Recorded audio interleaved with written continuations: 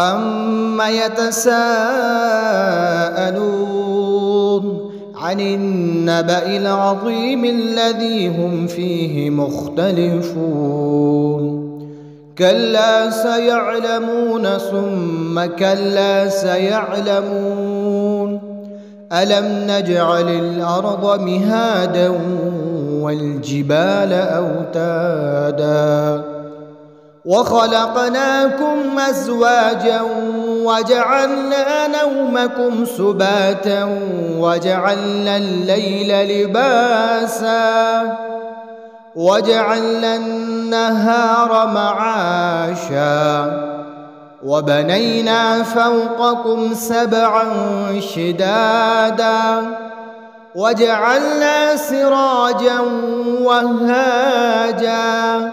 وَأَنزَلْنَا مِنَ الْمُعْصِرَاتِ مَاءً ثَجَّاجًا لِنُخْرِجَ بِهِ حَبًّا وَنَبَاتًا وَجَنَّاتٍ أَلْفَافًا إِنَّ يَوْمَ الْفَصْلِ كَانَ مِيقَاتًا يَوْمَ يُنفَخُ فِي الصُّورِ فَتَأْتُونَ أَفْوَاجًا وَفُتِحَتِ السَّمَاءُ فَكَانَتْ أَبْوَابًا وَسُيِّرَتِ الْجِبَالُ فَكَانَتْ سَرَابًا إِنَّ جَهَنَّمَ كَانَتْ مِرْصَادًا لِلطَّاغِينَ مَآبًا لَابِثِينَ فِيهَا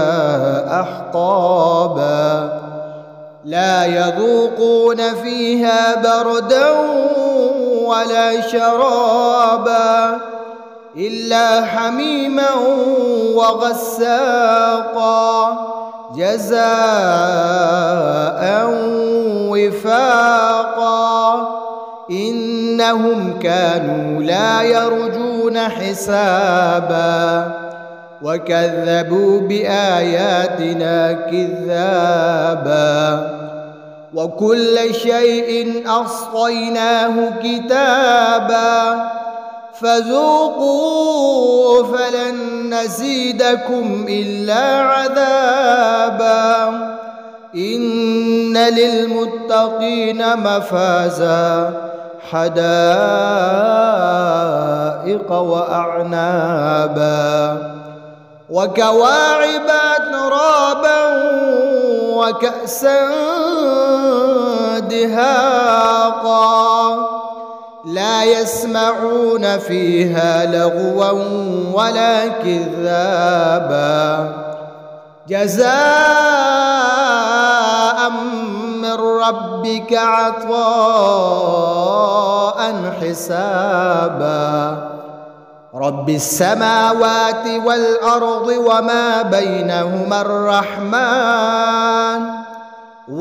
بَيْنَهُمَا الرَّحْمَٰنِ لَا يَمْلِكُونَ مِنْهُ خِطَابًا يَوْمَ يَقُومُ الرُّوحُ وَالْمَلَائِكَةُ صَفًّا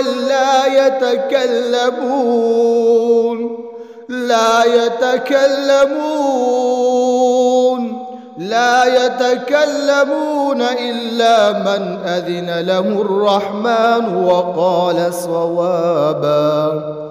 ذلك اليوم الحق فمن شاء اتخذ إلى ربه مآبا إنا أنذرناكم عذابا قريبا يوم ينظر المرء ما قدمت يداه ويقول الكافر يا ليتني كنت ترابا.